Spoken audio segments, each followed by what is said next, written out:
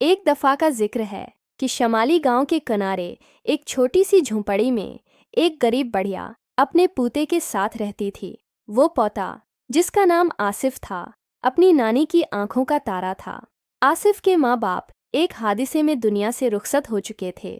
تب سے وہ نانی کے ساتھ پل رہا تھا۔ نانی سارا دن سلائی کر کے چند روپے کماتی اور وہی دو وقت کی روٹی کا ذریعہ ہوتے۔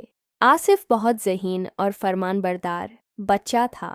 اسکول جاتا، واپس آ کر نانی کے کاموں میں ہاتھ، وہ اکثر کہتا، نانی، جب میں بڑا ہو جاؤں گا تو آپ کے لیے بڑا سا گھر بناؤں گا جہاں آپ کو سلائی نہیں کرنی پڑے گی۔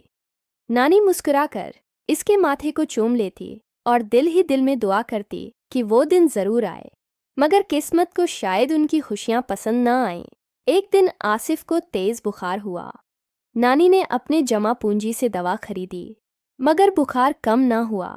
اسپتال لے جانے کے لیے کرایہ بھی نہیں تھا۔ نانی گلی گلی جا کر مدد مانگتی رہی، مگر کسی نے کان نہ دھرا۔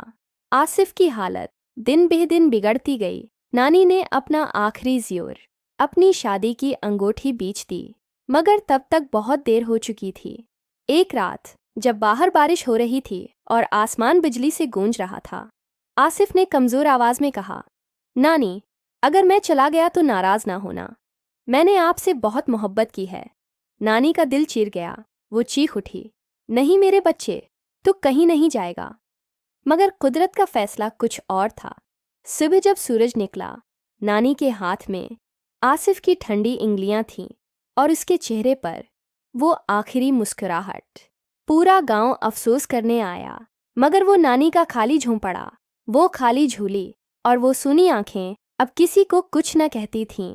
نانی روز شام کو وہی پرانی کتاب کھول کر آصف کو سناتی جیسے وہ ابھی بھی سن رہا ہو۔ وقت گزرتا گیا، مگر اس جھونپڑی سے ہنسی کی آوازیں کبھی دوبارہ نہ آئے۔ نہ ایک دن نانی بھی خاموشی سے اس دنیا سے چلی گئی۔ گاؤں والوں نے دیکھا کہ آصف کی پرانی کتاب اس کے سینے پر رکھی ہوئی تھی، جیسے وہ آصف سے آخری کہانی سنا رہی ہو۔